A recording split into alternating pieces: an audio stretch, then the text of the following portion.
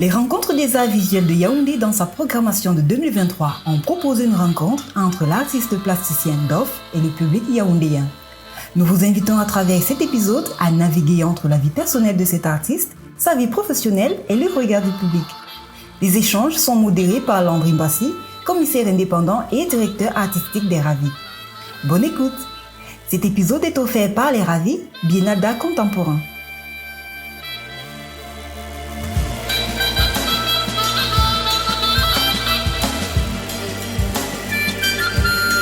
Poursuivre donc la postale. Bonjour. Salut. Moi c'est pour Landry, c'est un jeu de. D'accord. J'ai une question là, je vous félicite beaucoup à M. Dor.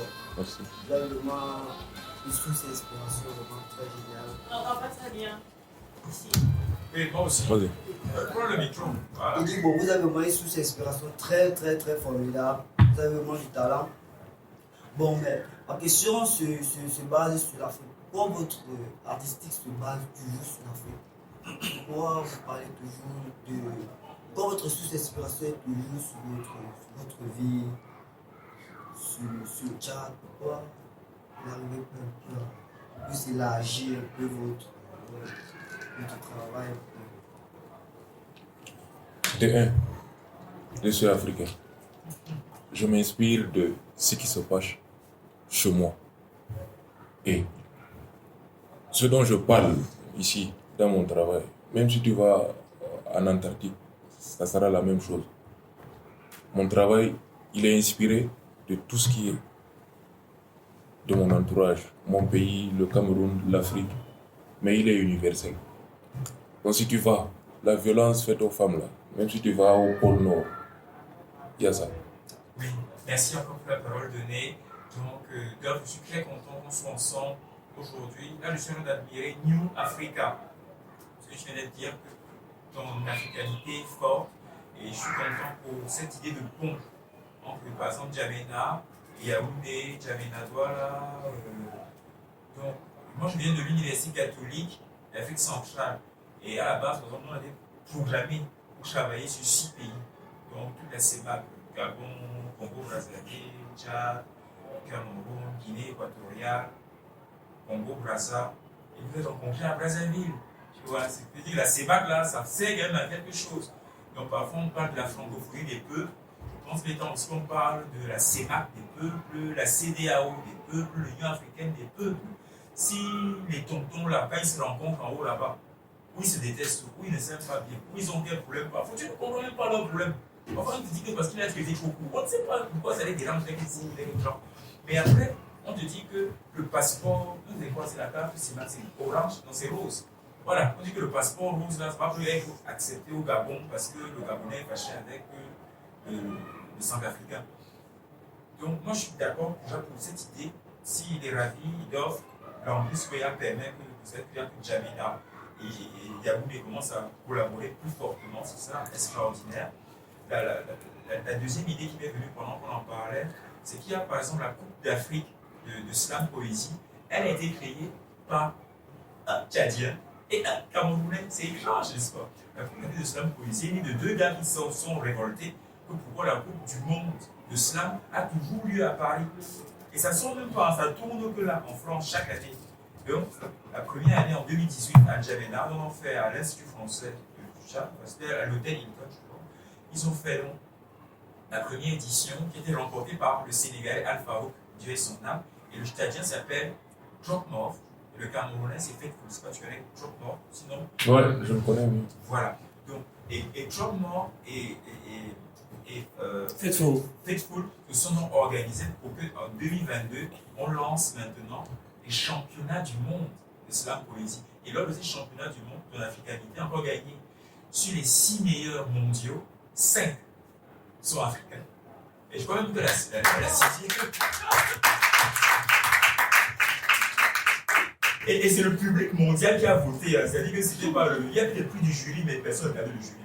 Voilà, comme tous blancs, ces gars apparemment sont aussi blancs encore les vôtres. Non, mais quand c'était le public, 5 Africains. Et ils sont tous forts. Et Alpha Rouk, par exemple, a été reçu par le président sénégalais.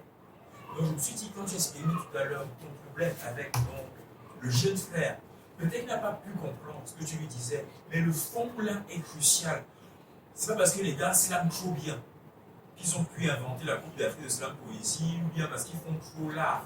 Mais c'est parce que les gars se sont dit à un moment donné, prenons nos choses en main, reprenons notre vie, nous-mêmes, redonnons le contrôle à nos choses. Personne n'avait pensé en France ou en Turquie à créer une Coupe d'Afrique de Slam Poésie, ils se sont mis à deux, et ça touche 44 pays. Alors, actuellement, nous parlons.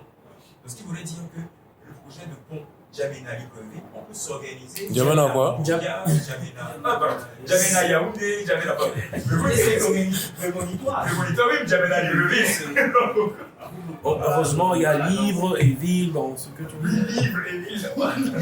Voilà. Et donc, pour ma question pour finir, vous sortir de là, est-ce que tu as des relations d'offres avec les artistes, bon, tu es slammer, donc poètes, dans le théâtre, dans la musique? Est-ce que peut-être lors d'un vernissage, il y a différents arts qui se mettent ensemble pour gagner plus de public aussi? Actuellement, nous, on de réfléchir pourquoi ce n'est pas intéressant. Le jour où on fait un vernissage, au lieu de le faire uniquement à l'Institut français, on va dans une mairie, on va dans un village, on va dans un quartier, on invite le maire, on invite les populations et même les artistes locaux, tout le monde se met ensemble. C'est pas si il y a eu un cas comme ça où plusieurs arts se sont mélangés à Djamena ou à Libreville et ici au Cameroun. Oui, on va peut-être prendre la réponse d'Off sur la question de est-ce qu'une expérience telle qu'il a écrit est vécue et est-ce que tu collabores avec des artistes? Moi j'ai la réponse, mais bon, on va la donner. Ouais, déjà, je collabore avec des artistes parce que les 2 derniers vernissages que j'ai fait à Djamena, il y avait un musicien qui a chanté et puis il y a un poète qui a lu un texte. Donc moi je collabore avec tout le monde.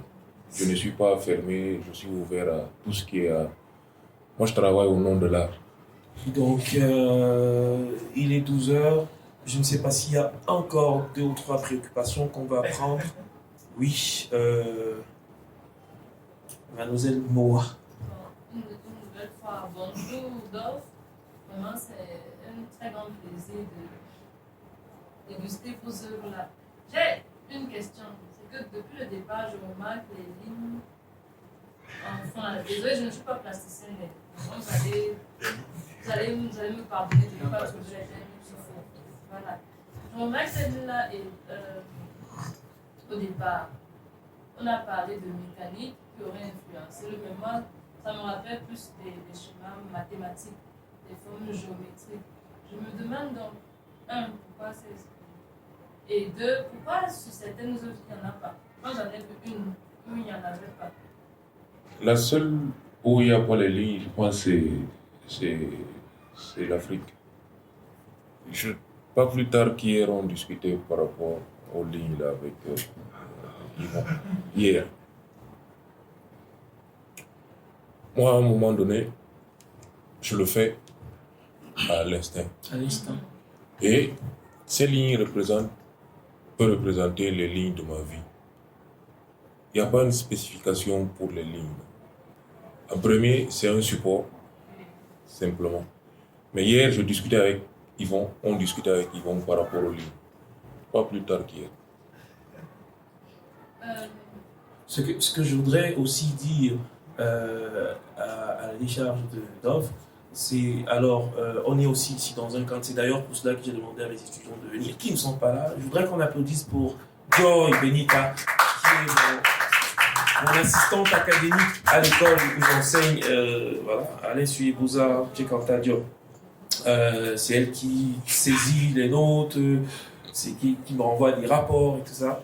Et elle était la première à venir là. Je voulais que les étudiants soient là parce qu'on est également là pour, je leur ai dit de venir voir le travail d'un artiste qui, à mon sens, est abouti. Et ce que je voulais dire justement à cet effet, c'est que parfois le travail d'un artiste, dans son, on va dire dans son détail, dans les détails qu'il présente, ne s'explique pas. On n'explique pas chaque point, chaque ligne, chaque détail. On explique un contexte. Ou alors, mieux, on présente un contexte.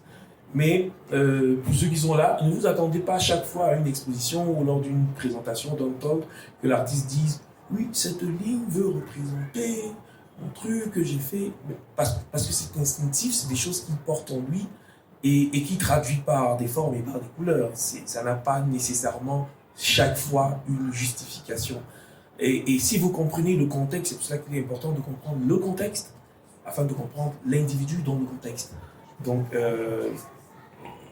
on est un peu loin de la mathématique où chaque point, où chaque X, chaque virgule a un sens. C'est-à-dire en mathématiques ou en physique, dans chaque formule, hein, on sait pourquoi est-ce que ce X est là dans cette formule.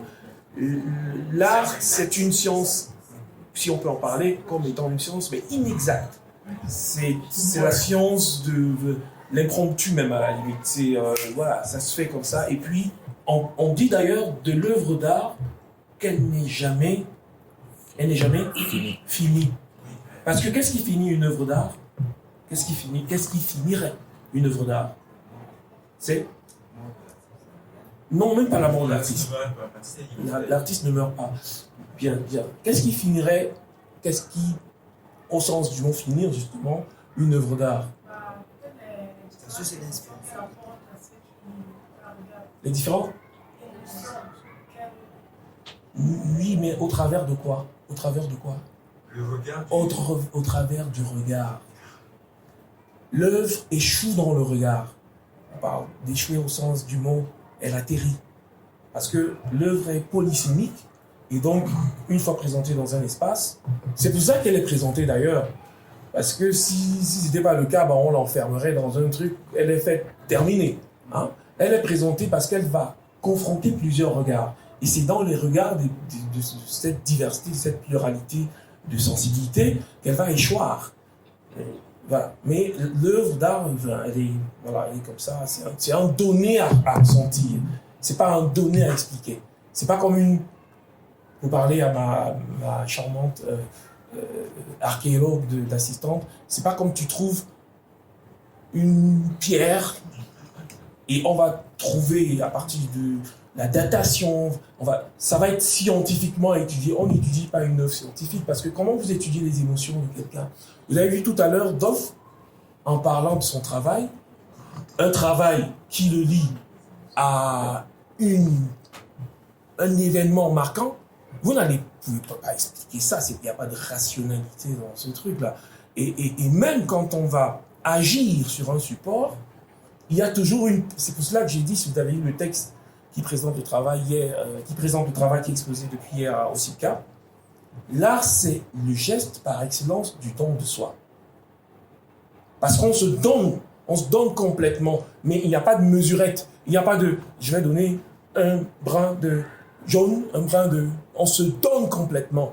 Et dans cette complétude-là, il n'y a pas de « ok, ici, j'avais un peu d'émotion jaune, un peu d'émotion rouge, un peu d'émotion… » C'est vraiment un don de soi total, l'art.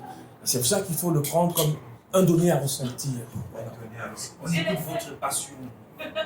Ah oui, je suis passionné. Ah, c'est ça. Bon, alors, vraiment, Deuxième question. peut-être des formations professionnelles, on va dire ça. Sens. Moi, ça Il me semble. Bon, mais quand même, là, à l'exposer, ça me rappelle des figures comme des symboles, en fait, qu'on retrouve certains sites sacrés avec des significations claires. Et dans le fond, si j'avais découvert sans côté archéologique, j'aurais parlé d'une sorte de l'expression de la régularité de la vie. C'est comme si, je parle des autres où il y a des formes régulières, c'est comme s'ils voulaient exprimer le fait de sortir des sentiers battus, donc de ce qui est déjà passé. Par exemple, ça m'a frappé au niveau du questionnement. Pourquoi on a toutes ces figures géométriques qui sont l'œuvre, le questionnement, avec le gros point d'interrogation. Et ici, regardons l'immigration. Et ici, on parle de déplacement de. Une fois de plus, en tant qu'anthropologue, je sais ce que c'est, tous les croisements entre les peuples, comment c'est entremêlé. On ne peut pas avoir ici toute cette régularité qu'on a ailleurs. Je pense que c'est pour ça que les lignes là deviennent ici comme une sorte de toile, en fait. Ouais. Je me délecte franchement de votre... Je ne suis pas plasticienne, mais chapeau.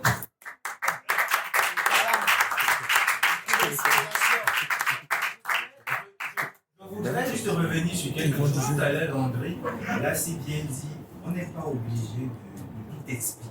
Peut-être ça ne se fait même pas.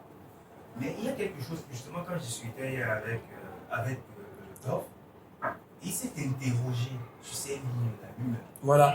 Et j'ai dit à Dof, ce que tu as dit, non. Mais après réflexion, lui et moi, je lui dis, mais la bêtise est de à tout prix trouver une explication à ce qu'on fait. Mais ce que moi je trouve remarquable en fait chez un artiste, c'est qu'il se pose la question. Mais pourquoi est-ce que j'ai fait ça? Nous avons besoin de connaître. Bien sûr. Et moi je crois que poser la question, comme tu l'as fait bien quand on discutait, c'est vraiment peut-être à notre niveau. Moi je parle en tant qu'artiste, le début de la compréhension de ce que nous faisons. Parce qu'il y a beaucoup de choses que nous faisons et qu'on ignore totalement. Il ne faut pas vous dire, c'est pas parce qu'on se met là, on dit des trucs, des beaux mots.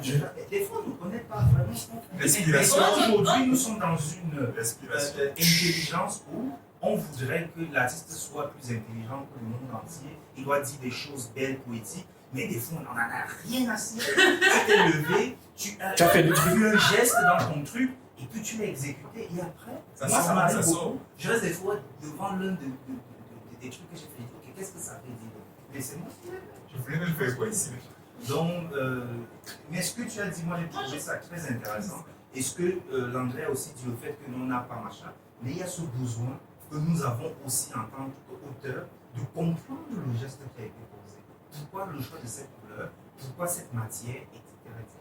Alors moi j'expliquerai ça pour revenir à ce que tu dis, parce que c'est des questions qui existent depuis Mathusalem, des questions de compréhension, tout le cognitif relatif à l'esthétique, ça existe depuis Mathusalem. Alors la question, et il y a une chose que Dof a dit tout à l'heure, qui est pertinente, mais qui est fortement pertinente, c'est que le questionnement existe pour tous les peuples, toutes les civilisations. Le questionnement existe. Le questionnement existe, c'est-à-dire qu'à partir du moment où on se rend compte qu'il y a un truc autour de nous, on est une entité, le questionnement va exister. La différence que je voudrais faire, luire, porter à la surface de nos consciences, c'est que, et tu disais ça, c'est vraiment dans le sens de ce que tu disais, c'est-à-dire que, oui, il n'y a pas, même pour l'artiste, de réponse toute faite devant une œuvre. Ça, c'est faux. C'est-à-dire, vous allez soit rentrer dans vos démarches et tout, dans vos trucs, des artistes qui vont vouloir vous expliquer, excusez-moi l'expression, c'est des cons. Vous allez dire, oui, ici j'ai voulu dire, le bleu là, le point ci, le point. Parce que, je dis, et ça, je m'appuie sur mes cours d'histoire de l'art, et Dieu sait que j'en ai dans la tête, tu peux pas expliquer de manière rationnelle une œuvre d'art. Vraiment, c'est pas possible. Je dis, c'est pas possible d'expliquer une œuvre d'art, c'est-à-dire que ce soit une sculpture rationnellement, parce que c'est de l'ordre de l'émotion. C'est de l'ordre de l'émotion. Vous n'allez pas, même en littérature, c'est-à-dire que même en littérature, on écrit, on a des idées. Comment vous expliquez à un moment donné que vous avez voulu mettre un point? Non. Vous allez expliquer le contexte. On explique le contexte. J'étais dans tel, j'avais fait ceci, j'étais parcouru, j'étais traversé, j'avais ceci. Mais expliquez l'œuvre. On explique le contexte, on explique le background. There's a background. C'est pour ça que dans les expos, il y a un catalogue qui va expliquer, on va faire venir des critiques, des notes qui vont expliquer un tout petit peu d'où pourrait d'ailleurs partir l'inspiration, mais franchement, je vous dis, l'œuvre l'expliquer en disant, comme on explique une formule en disant X et nanana, ah non, c'est pas possible, c'est vraiment pas possible. Je vous prends, on sort un peu du contexte de l'œuvre de Dof, je vous prends Basquiat. Regardez les œuvres de Basquiat, Jean-Michel Basquiat, ou de Dissaké. Regardez Dybala de Dissaké. Il s'appelle aussi Jean-Michel. Jean-Michel. Un Jean-Michel en cache un autre. Regardez Dybala de Jean-Michel Kisake. Je vous mets au défi qu'aucun physicien quantique, aucun, je dis aucun, et je pèse mes mots, ne peut m'expliquer cette œuvre. Il va m'expliquer le contexte. Parce que moi, le contexte, je l'ai. Le Dybala, ça veut dire quelque chose dans la culture des peuples savants. Ça s'explique. Mais je vous parle du matériau utilisé, du temps donné, de la dévotion mise dans le travail. Ça ne s'explique. Et donc, effectivement, il est souvent arrivé aux artistes, moi j'ai été artiste back in the days, de se retrouver devant une œuvre et de la questionner. Pourquoi? Mais sans justement pouvoir apporter toutes les réponses. Parce que vous ne pouvez pas expliquer. Regardez, je vous prends le pointillisme de Seurat. Enfin, vous allez expliquer chaque point de bleu dans la période bleue de Seurat. Enfin, pas possible. C'est juste pas possible. Vous allez expliquer le contexte. Mais je dis une œuvre là, au sens du mot rationalité, explication, point pour point, ligne pour ligne, it's not possible. Donc, il y a une sincérité, et c'est ce que je voudrais rappeler aussi à nos amis, il y a une sincérité à être en mesure de dire devant un travail, oh bah, j'ai fait ça aussi comme ça. J'ai fait ça parce que je sentais ça comme ça. C'est sorti comme c'est sorti, ça sort comme ça sort. Ça sort comme ça sort. Le travail que Dov fait, et vous l'avez vu tout à l'heure, je vous parle de personnes qui ont une conscience sensible au monde. Vous l'avez vu tel qu'il s'est exprimé. Vous savez, on s'exprime aussi en pleurant. Hein. On s'exprime aussi par ces silences. Hein.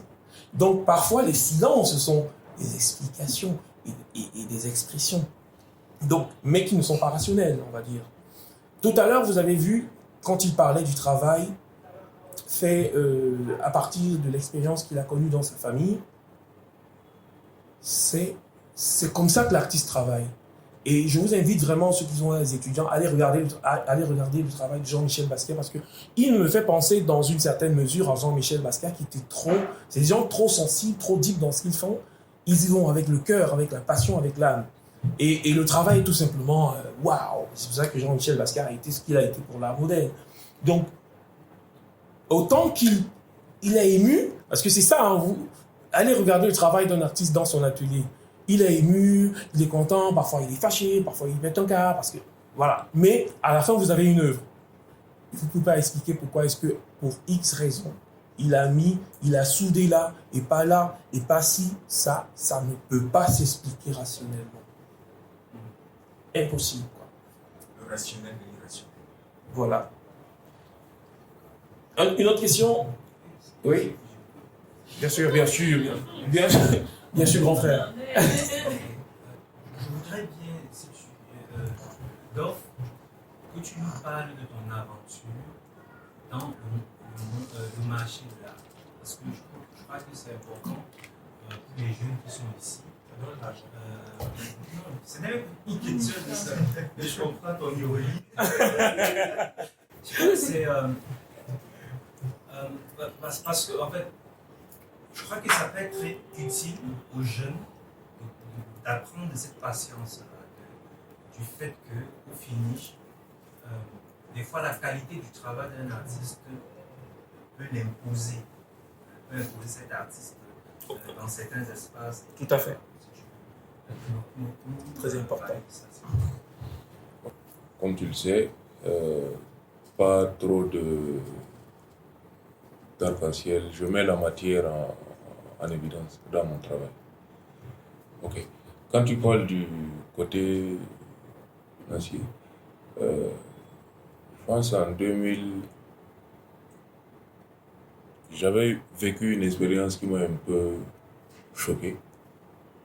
Mais bon, comme je sais d'où je viens, ça n'a pas empiété à mon travail ou quoi que ce soit. J'ai fait une série et dans la série là, il y avait 2 œuvres colorées, bien colorées. Je les ai fait avec des morceaux de poigne, très bien colorés. C'était, je pense dans la série L'Homme africain, il y avait 2 griots bien colorés. Bon, après, j'avais posté une et j'ai reçu un message d'une galerie à Paris qui demandait mon numéro et tout ça. J'ai envoyé mon numéro, après on s'est mis à discuter. Il me dit que lui, il veut 15. Il veut 15 œuvres, très bien colorées, comme le style là. Je dis ok, pas de souci. Ce qui est bien, c'est que soit tu exposes tout le catalogue qui a été donné avec les 2 œuvres bien colorées là dedans, soit on ne fait pas, tu ne vas pas m'exposer. Parce que je ne vais pas, c'est pas, tu ne me passes pas une commande. Moi, je ne suis pas un artisan ou bien c'est que tu es venu chez un menuisier, tu lui dis, tu veux 17 bancs avec un accoudoir à gauche, avec la couleur jaune et puis non. Non. Moi, je fais ce que je ressens. Je peux, à la limite, par exemple, je l'ai déjà fait pour le 40e anniversaire d'un monsieur, ses amis m'ont demandé de faire quelque chose qui parle de ses 40 ans de mariage, avec le nombre des enfants qu'ils ont eu. J'ai discuté avec ses enfants. Ça se comprend. Mais jusqu'à 15. Là, il a dit, moi, je ne fais pas l'arc-en-ciel.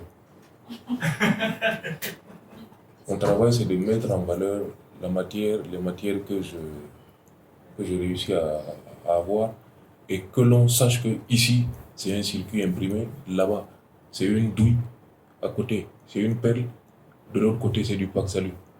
Donc, si ça, tu te retrouves dedans, on travaille. Si tu ne te retrouves pas dedans, va avoir dedans. En fait, ce qui me choque aujourd'hui, c'est que l'arc-en-ciel a pris toute l'Afrique. C'est l'arc-en-ciel qui se vend. Et ça influence les jeunes qui sont dans les écoles de beaux-arts. Il a vu que Jean a vendu 20 millions, Mathieu a vendu 15 millions. Ah, il a fait comment? Fais l'arc-en-ciel. Pas de patience. Qu'est-ce qu'il faut faire? Il faut aller dans l'arc-en-ciel. Moi, j'ai patienté. J'ai patienté jusqu'à... D'ailleurs, mon dernier travail, il n'y a même pas la couleur là-bas.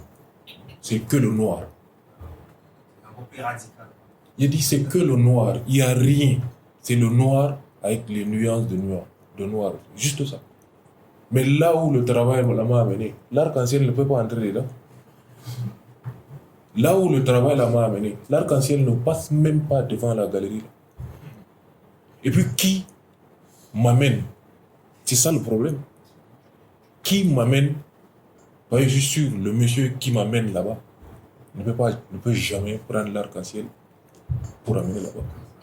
Et tu le connais bien. Donc, c'est pour dire, il faut avoir une identité. Que quand on voit ça, on sait que ça c'est Yvon, sans même voir la signature, on sait que ça c'est Yvon. Et puis c'est un travail abouti. Yvon peut rester là, donner le discours qui accompagne son travail.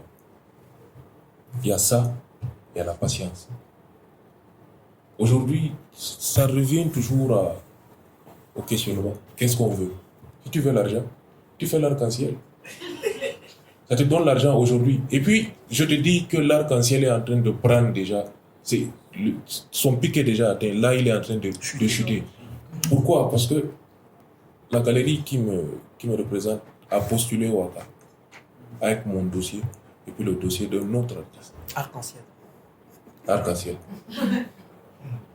Ils lui ont dit cash, ils lui ont dit l'autre dossier là, on ne veut pas. Donc pour elle était sûre que non, dès que le dossier là arrive, non, c'est gâté, ils vont prendre en même temps. On dit non, ça là, c'est en train de... Ils ont atteint leur pic, là ils sont en train de descendre. Donc l'autre travail, c'est elle-même qui m'a dit ça, il me dit l'autre travail. À l'unanimité, on a décidé que ça, on le prend, ça, on ne le prend pas. Ça revient à ce qu'on discutait, moi et toi, il y a de cela, je pense, 2 ans ou 3 ans. Voilà. Identité. Oui, on va prendre Janine, ouais. Si tu me permets de nuancer un peu et d'infiltrer dans votre... Bien sûr, bien sûr. Non, pas l'arc-en-ciel pour moi, parce que quand j'ai des étudiants, c'est ça. Oui. Il faut comprendre, parce que ce que Bob dit est très pertinent, de garder son identité et d'être fidèle à soi-même. Et la question qui se posait aussi, c'était le côté financier. C'était comment tu te relèves seul par rapport au marché. Là, on a un peu tourné, parce qu'on n'aime pas parler d'argent. Je pense qu'il est important de parler d'argent. Ah, une cabane. Et être fidèle à son identité ne peut pas le dire parce que pour des jeunes notamment, moi je pense que c'est pas non plus mauvaise idée de refuser des commissions. Les artistes de la Renaissance qu'on connaît aujourd'hui, les Michel-Angelo, ils sont tous connus pour des commissions faites par les églises. Les gens vont par milliers en Italie visiter les coupoles et machins, mais c'est des commandes d'églises, c'est des commandes des Médicis qui ont dit regarde, voici les gens que j'ai envie que tu payes là. Ici, mais tu peux conserver ton identité dans une commande. Et l'un n'empêche pas l'autre, c'est-à-dire que si tu fais une commande pour un client, ça te permet de créer un espace pour ta recherche personnelle. Parce que quelqu'un qui a faim a du mal aussi à créer. Donc, moi, je le nuancerais sur rejeter complètement le côté un client me commande quelque chose, je fais ce que je veux. C'est un dialogue, et c'est ce que tu disais, c'est un dialogue aussi, c'est que tu ne demandes pas En fait, peut-être tu n'as pas compris. C'est une galerie, pas un client. C'est une galerie qui me demande 15 œuvres identiques avec beaucoup de couleurs pour... En fait, si je le fais, on m'expose. Si je le fais pas, on ne m'expose pas. Oui, là, je comprends tout à fait. Là, pour le coup, il faut rester fidèle à soi-même. Voilà. Là, je suis entièrement Commande, d'accord. je ne refuse pas une commande. Aujourd'hui, tu viens me dire que tu as ta sœur qui se marie. Voilà son parcours. Elle a fait ceci, elle est montée, elle est descendue à gauche, à droite. Tu veux retrouver ça dans ton travail. Je le fais. Voilà, ok. Et c'est ce qu'il a dit d'ailleurs. Effectivement, il y avait cette nuance à relever. Je voudrais, j'ai vu mademoiselle dont j'oublie le nom, qui est mon étudiante. Je voudrais le nom, rappelle-moi. Essouma, qui est mon étudiante à l'ISPAC. Pour répondre, pour dire à Janine que non, l'idée n'est pas de dire non à l'argent. Mademoiselle Essouma fait déjà un travail, elle est déjà active. Hein, je vois Papy qui est là. Il y a des cousinages qui se sont faits, elle travaille, elle est déjà très active sur le terrain. Il y a Ayafor qui est là. C'est des étudiantes qui gagnent déjà un peu d'argent pour faire des choses. Okay? Elle a d'ailleurs gagné un prix au Hilton dernièrement, il fait des expositions. Ce que je leur dis, c'est ne vous laissez pas perdre. Parce que c'est ce qu'il dit. En fait, en somme, c'est ce qu'il dit, c'est-à-dire que il faut avoir une identité. Et il ne faut pas que, justement, parce que vous commencez à vendre très tôt, par des commissions, vous vous trouvez en train de vouloir faire de l'art pour business. Pour l'art, L-A-R-D, le l'art. Je dis, il y a des artistes qui font l'art, moi j'étais slammer il y a 20 ans. Donc, il y a des artistes qui vont se perdre dans ça. Nous, on était en fac, on était une trentaine, premier niveau, de 97, 18. Je ne trouve pas beaucoup dans cette configuration actuelle. Ils sont devenus artisans, parce que ils se sont laissés perdre dans cette histoire d'argent. Voilà. C'est ce que je dis à mes étudiants là, que écoutez, faites ça.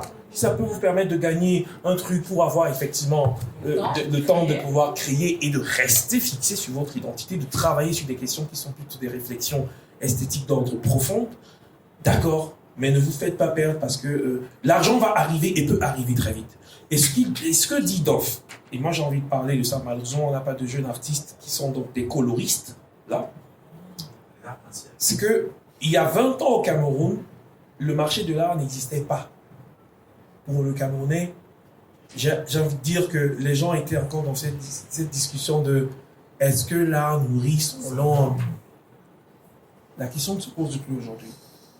Parce que moi j'ai fait des expositions, j'ai fait ma première exposition la plus importante avec un artiste qui s'appelle Boris Zebo. Boris Zebo, il valait rien. À l'époque, il coûtait à peine 75 000 francs, je vais vous dire. Boris Zebo, 2009. Aujourd'hui, Boris Zebo coûte à peu près 75 000 francs fois 100. 7 500 000. Minimum. Pour vous dire que l'art nourrit son homme désormais au Cameroun.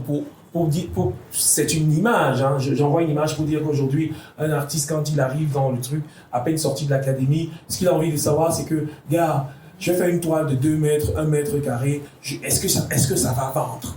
Parce qu'il a entendu que les grands frères vendent déjà.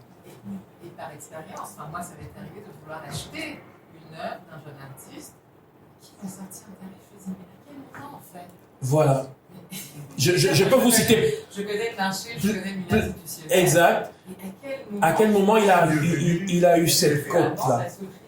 Voilà. Parce qu'il a vu l'autre. Exact. Dans l'atelier dans lequel il travaille, l'artiste en question vend à ces prix-là. Il s'est dit, voilà, elle est là. Je vais lui vendre. Je lui ai dit, ok, merci. Je lui ai juste dit merci. Et c'est une belle perche tendue qu'Yvan nous a faite parce que quand il demande, je sais qu'il sait comment est-ce que ça se passe avec Doff et comment Doff est arrivé au marché de l'art, mais c'est une belle perche pour vous dire, ne soyez pas omnibulés par tout ce truc-là. C'est un décorium qui est d'ailleurs en train de tomber en désuétude. Faites votre travail. C'est une conversation entre je suis simplement à l'abri du besoin. Voilà. Oui, merci de le dire, mais en fait, c'est son travail qui l'y a conduit. Il n'est pas allé vers le marché de l'art. Non. Son travail a justifié le fait que le marché de l'art vienne à lui.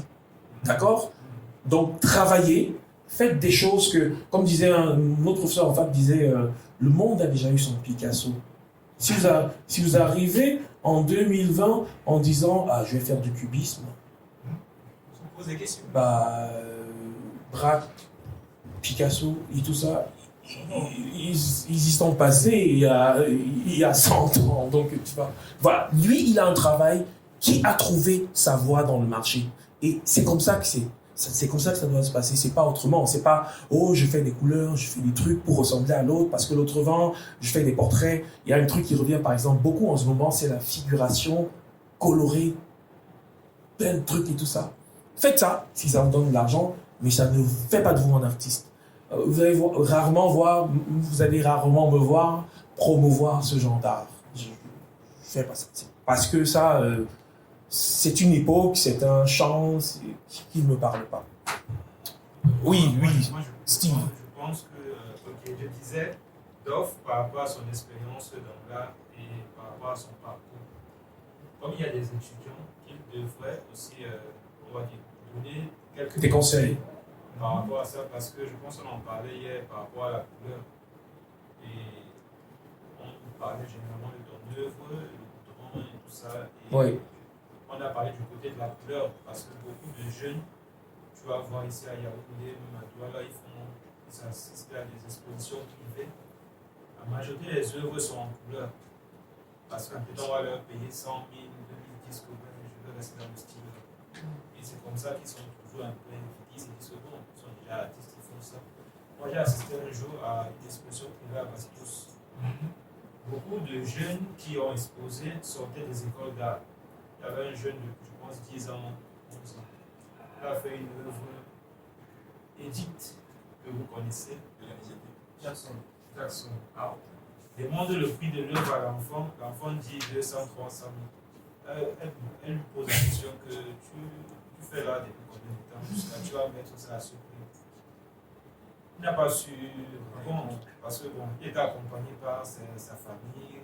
Je pense que c'est par rapport au lieu que lui aussi là monté le prix. Donc en fait, ce genre d'événement, parfois ça pousse les artistes, les jeunes qui sortent des universités à faire ce genre d'exposition, à se dire que bon, comme je veux vendre ici 200, 300, je veux commencer à produire comme à l'usine, chaque mois je produis des œuvres, tout à fait, des expositions, et là je serai artiste. Oui.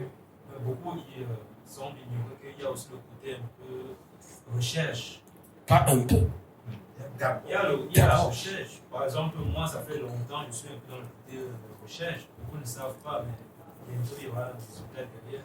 C'est pour dire que la recherche est très importante quand on se dit artiste. Parce qu'après, il faut montrer quelque chose au public, le pourquoi, du comment on est arrivé à ce niveau. Et Doff, qui a parcours bien avancé. Je pense que c'est le moment même des ravis de dire à ces jeunes, ça se passe comme ça, il ne faut pas entrer dans tel piège parce que ça peut amener à un niveau où on ne peut pas faire marche arrière. Très pertinent. Merci Steve pour cette brillante intervention. Merci, patron.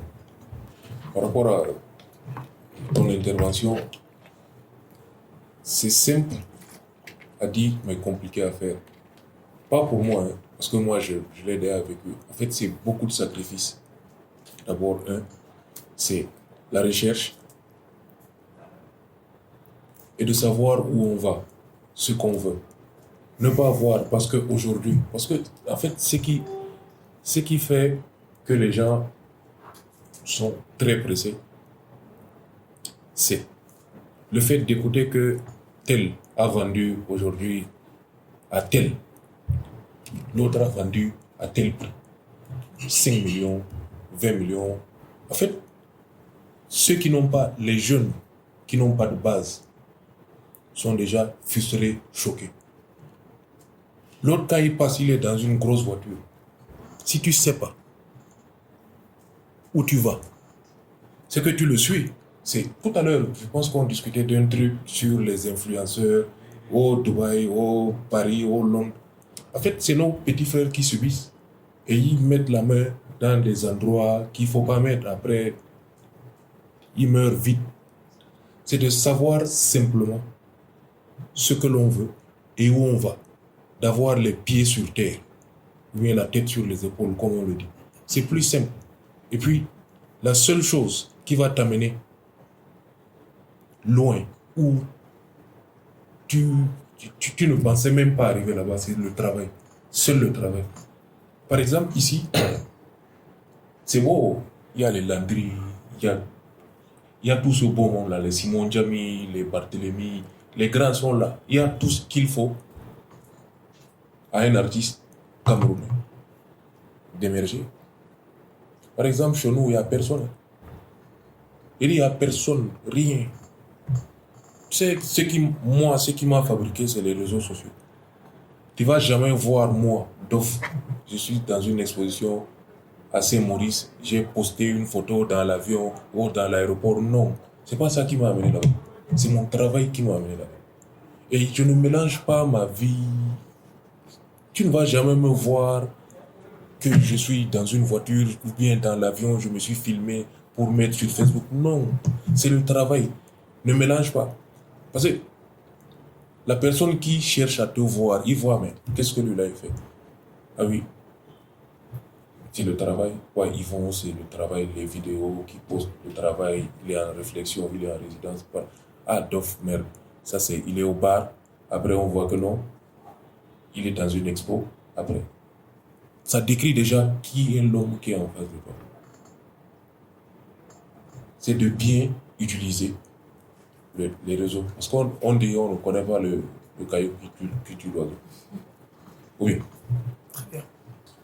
Voilà, sur ce, donc, je vais, malheureusement, parce que nous avons des choses à préparer pour l'après-midi, devoir mettre un terme à cette conversation, à cet échange. Je voudrais qu'on applaudisse une fois de plus.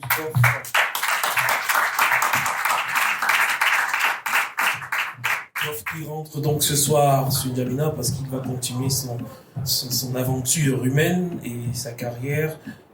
Au nom des ravis, de toute l'équipe qui m'accompagne, qui me soutient, au nom des artistes qui font partie de cette sélection officielle, je voudrais te dire merci d'avoir accepté. Parce que Dof, c'est un peu, voilà, c'est une étoile filante. Il faut pouvoir faire les vœux nécessaires envoyés dans le cosmos. Attendre que le cosmos nous réponde en disant oui, on peut vous trouver Dof. Voilà. Non, mais il le dit, il est très homme. Ça, c'est aussi une de ses qualités. Mais je ne croyais pas à un moment donné que j'aurais Dof. Donc, le fait de le voir 3 ans plus tard à Yaoundé, après l'avoir vu à Brazzaville, c'est une très belle chose. Je voudrais te dire merci vraiment du fond du cœur d'être venu soutenir cette action. Nous allons continuer en back-office que nous avons commencé à Brazzaville. On va essayer de faire en sorte que, comme disait Hugo, que les choses se fassent de plus en plus de manière soudée entre l'Afrique, dans le sud de manière générale, et entre le Cameroun et le Tchad. Je dois vous remercier également d'avoir pris sur votre programme, j'imagine chargé, ce jour pour être venu ici partager avec nous. Janine qui nous vient de très loin, qui est venue spécialement. Est-ce qu'on peut applaudir pour Janine Gaël? Je ne l'ai pas présenté, mais c'est quelqu'un qui travaille dans le monde de l'art et qui est très concerné par ce qui se fait au Cameroun parce qu'elle vit entre Paris, Palerme, tout ce que vous voulez. Et qui est... voilà. Et qui donc suit l'activité artistique au Cameroun, qui m'a demandé de lui envoyer le programme. Je lui ai envoyé un mauvais programme parce que j'étais sous l'eau. Mais elle est quand même venue. Ça, c'est très important de savoir que même de l'autre côté, il y a des gens qui nous soutiennent et elle a tenu à être là ce matin. Je salue également la présence de Martine Bolo qui est avec nous. Martine Bolo qui est une artiste plasticienne qui expose dans le cadre de cette 8e édition qui arrive donc aussi de la Suisse.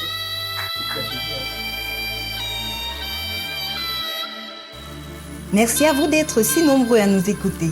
Nous vous donnons rendez-vous la semaine prochaine pour aller à la découverte d'une histoire intimement liée à l'art. La pause d'art est une idée d'Yvon Gassam. Voix off, Solange Nembe. Musique, Tumo. Mixage, Ralin Gangmo. Réalisation, Yvon Gassam. La pause d'art est un podcast produit par African Entertainment avec le soutien du laboratoire de théâtre de Yaoundé, Otni et de Satek Records.